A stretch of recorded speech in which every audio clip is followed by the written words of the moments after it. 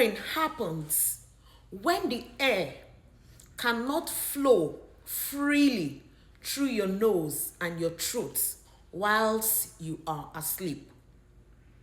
The muscles, they begin to vibrate, and that is the sound that you hear.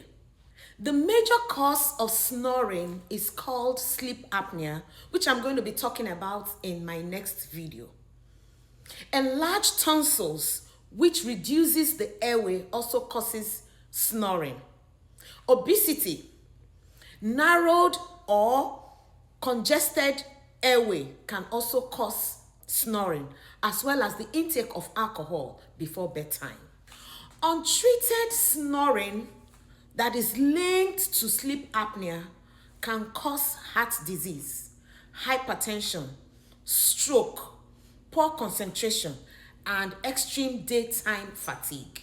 Now listen, it is not about the discomfort of your partner or your household members, but it is about the protection of your heart and your brain. How then do we fix snoring? Lose weight if you're overweight. Avoid the use of alcohol before bedtime. See a doctor for a sleep study test. Use the machine called CPAP if you have been diagnosed to.